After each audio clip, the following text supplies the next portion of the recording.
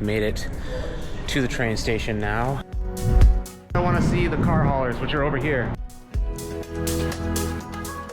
This is how they're actually moving the cars. They're getting ready to hook up to the second string of cars. Let's get on the train. Oh, this is really comfortable.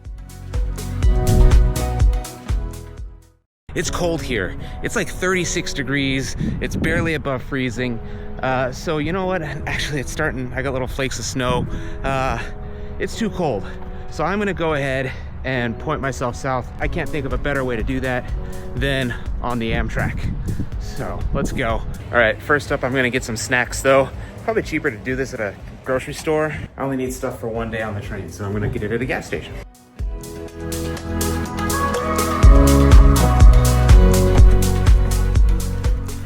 Oh yeah, and I should also mention that this Amtrak ride is going to include my car. So obviously I've got my car with me. You might be wondering, how exactly am I gonna be taking a train to Florida if I've got a car? Why don't I just drive? I feel like it is getting colder, so much colder, so I am ready to hit the road. Total savings by filling up in Virginia instead of Florida, $2.20. So, you know, big spender here. All right, next stop is coffee.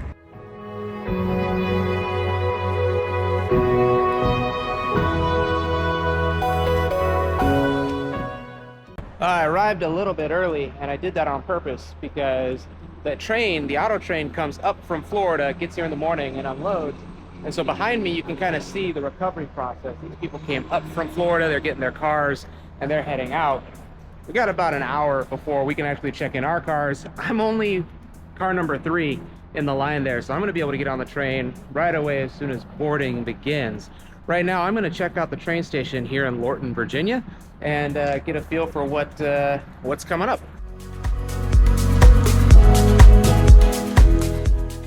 Even though I'm in a sleeper car, spoiler alert, I'm in a sleeper car for this trip, they do not have a lounge here like they did have at the Chicago station. So I'm gonna just be hanging out with my car, waiting for boarding time, and then checking out the station. There's restrooms here, there's a little news shop, cafe shop, and so you know, just hanging out. So there's an inscription on this ring here that says, "Railway terminals are our gates to the glorious and the unknown. Through them we pass out into adventure and sunshine. To them, alas, we return." That's kind of cool. I will say one thing about Amtrak stations is that they are always full of neat stuff. I've not been to one that I haven't really enjoyed being in. Chicago's was great, Seattle's was great. Like Denver station is, the Union station there is beautiful. So, and of course these are their bigger stations. The smaller stations are a lot less appointed. They're typically just like strips of concrete where you can get on and off the trains, but the bigger stations, they tend to do a pretty good job. Well, if you had any doubt in your mind as to where this train was heading, giant metal palm trees all over the property here in Virginia kind of gives you a hint that it's someplace warmer. You can see they've got these Superliner cars all hooked up. There's service carts out here. They're cleaning and flipping the train, getting it ready for the departure. Boarding doesn't begin for another hour. And that's when they're going to get the cars loaded, and then we can actually access our cabins or the seats if you're just riding in coach. So I've got a lot of time to kind of kill. I'm just walking to the edge of the tracks right now. Hopefully I can see a train come through. Actually, I was just thinking, I've got all the cars here. Like, I can't get on them, obviously, but I know that I'm gonna be in car 5347 in room 5. So I'm gonna look for my car. So the guy that's manning the door, he just told me, and one of the other drivers here, that they're gonna start taking cars as soon as they can. So even though the email said that they aren't gonna take cars until 11 o'clock, I think it was, or 11:30 maybe, they're done unloading. And so they're actually having us move forward right now because I think they're going to start processing our cars onto the train sooner rather than later. So that would be cool. All right, so we're not checking in yet, or not putting the cars in yet, but what I did just find out is that I do need to actually go check in inside the terminal. Even though I've got the boarding pass on the Amtrak app on my phone, I got to go check in the station to get my actual boarding pass. And then I can see the car haulers here, so I'm gonna try and get a look at these a little bit closer. I wanna see the car haulers, which are over here. The car haulers are just as tall as the superliners, it looks like. There were some comments online about how the car haulers were as tall as the superliners, so that's why they couldn't go further north on the line than Lorton. I'd say it checks out for sure, because here they are. They are 2 stories tall, so it looks like they're gonna load initially to the top of the car on these ones, and then probably onto the lower side of the cars on the other ones. Oh, I wish I could get in there and check those out. I got no easy way to get over there. Oh, this is cool, look at this. This is how they're actually moving the cars across from, oh, I'm gonna be down here to get some video too. Hopefully I get some of it early on. So they're gonna come on those ramps and then through this car and across these little ramps, through this car and across those little ramps. That's how the auto train gets all the cars on board.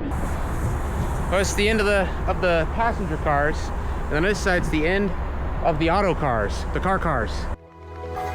I just go back to my car and be ready to move when this guy says it's time to load up. All right.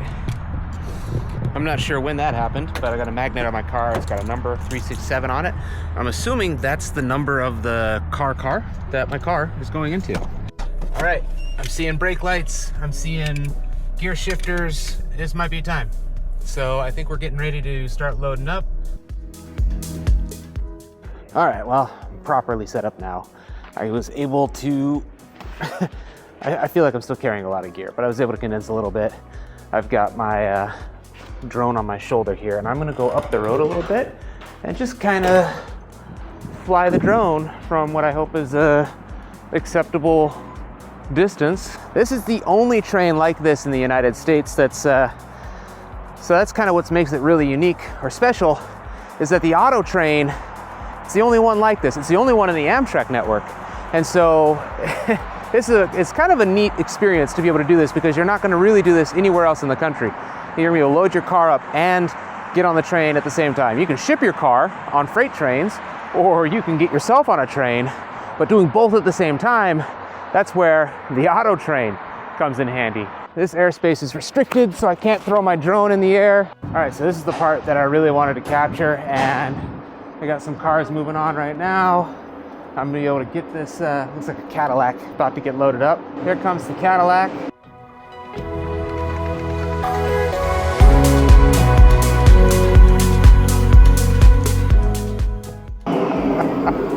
That's so cool. And the cool thing is now I'll be able to see these cars move all the way forward. So I've got a Buick and this Infiniti, whatever, coming up here. I've got some time to kill, so I'm gonna head back inside where it's warm, maybe check out the store.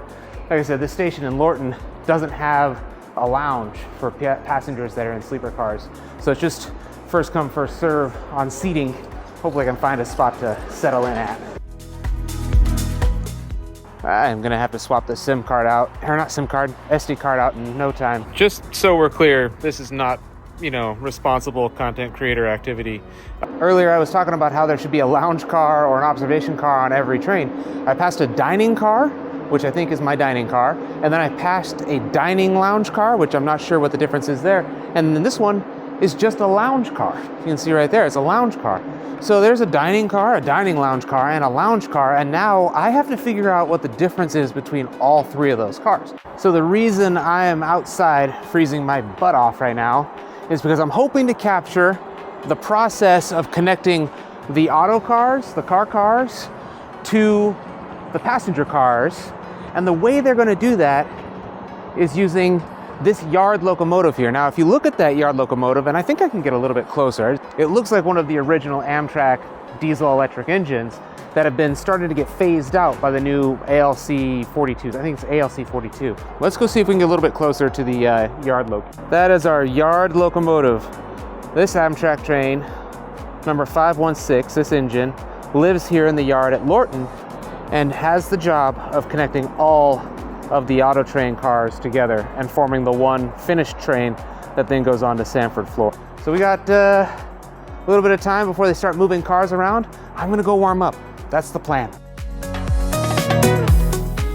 They already got the two ALC 42 engines connected up here. Check this out.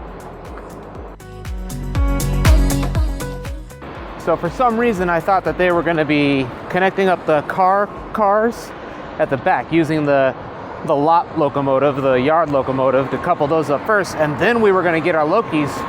But these guys are already hooked up, which is great. So it kind of makes sense to me. When I was down at the other end of the train, they were disconnecting all the utilities, and I thought that's kind of interesting because there's no locomotives providing power. Makes sense that these Lokis are connected and that they disconnected the utilities. All right, the yard locomotive is back. They're getting ready to hook up to the second string of cars. You can see how the doors have swung shut to seal the cars in.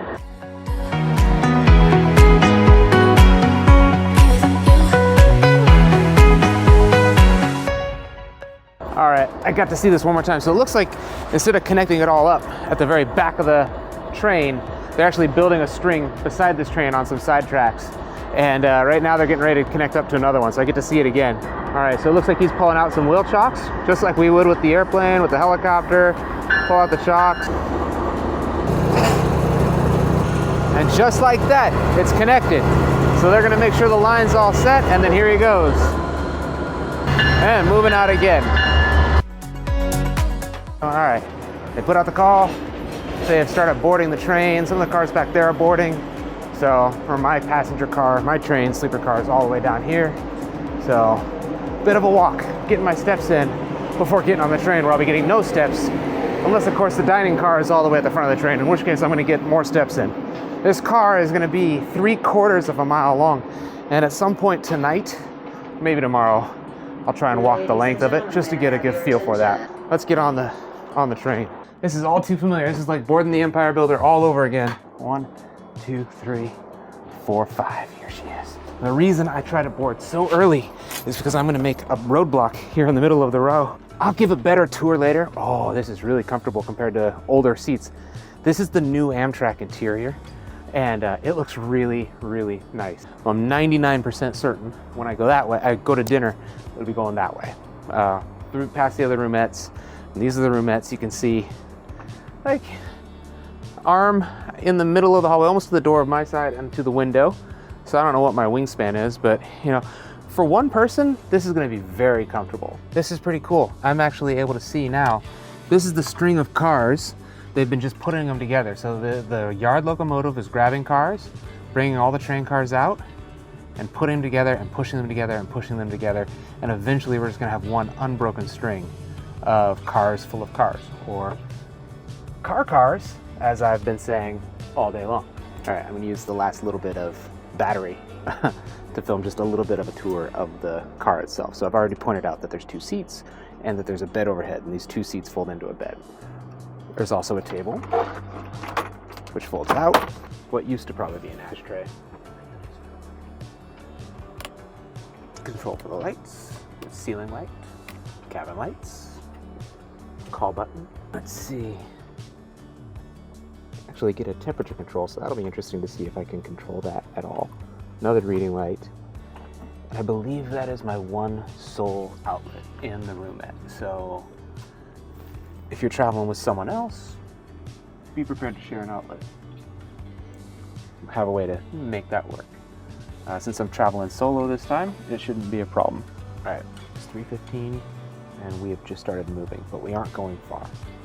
All these cars here are the cars that have our cars in them, the cars.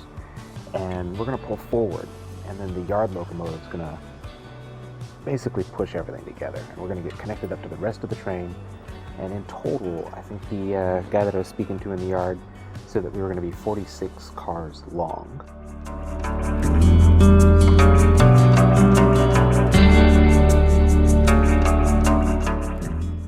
So before the meal services get started, I figured I'd do a little bit of a walking tour of the entire train.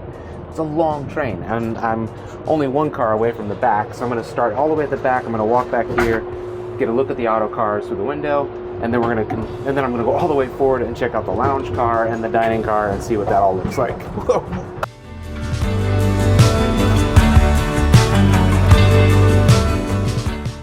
This actually looks pretty nice as far as cars go. Remember on the westbound routes, we had the observation car with the windows. The lounge car is the closest equivalent on the auto train. It's a place to hang out. People playing cards on the other side. And it looks like the next car up is the dining car where dinner's going to be served to them in a little bit. So the dining room is, obviously you're traveling as a group of 3 or 4 people, you're going to be seated together. But if you're traveling as a solo, like I am, and I'm eating in the dining room, then I am going to be sat with strangers. That always kind of makes it difficult to film dinner. When you're traveling with people you know, it's a little bit easier to hand the camera to them or to film them, that sort of thing. So dinner tonight is probably going to be a little less documented this time because I am traveling by myself and I want to respect the other people that are on the train. So I will try and get video of the food and the menu. I've already got some footage of the dining car itself so you can kind of see what that looks like.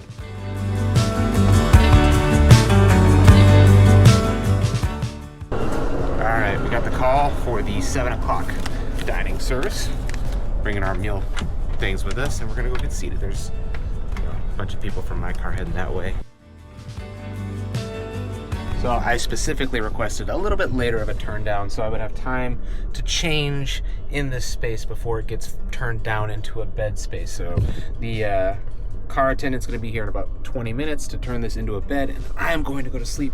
So I'm gonna go ahead and change, find a place to stash my bag, and then get out of her way so that you can make my room down. So let's go ahead and do that. All right, and my room has been turned into a bed. This one, I've got the bed up top. It's still up. My backpack's up there just to get it out of the way. But I wanted to show you. I'm laying down. Got the 2 pillows. I've got all sorts of room. I'm not like super tall as it is, but tons of space here. And it just, even my feet like against the wall here. So like I've got all sorts of space. Once I settle in for the night, it's gonna be great. Bed's super comfortable. This is the new interior for Amtrak. And so these seats are way more comfortable than the old interior were. So I'm pretty excited because there are cars further up that have the old interior. I'm tired. I'm still a little jet lagged from Europe. So I am ready to call it a night. By the time I wake up tomorrow, we will be in Florida and probably almost to our destination. So I need to get some sleep. I'll see you in the morning.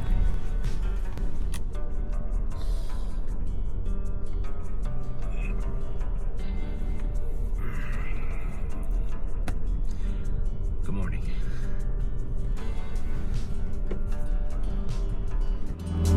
Oh my gosh. I should probably start packing a comb into my backpack.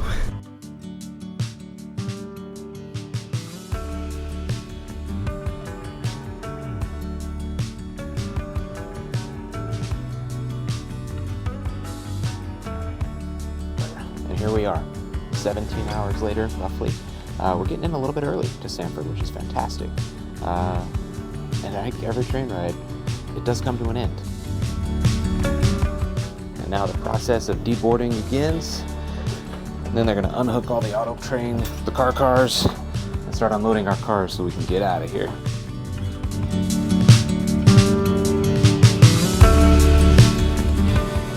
Everyone waiting for their cars to come off. The priority cars got pulled off earlier. And basically what they do is they just call out the numbers of your car as they come down the ramps, and then you go to pick them up.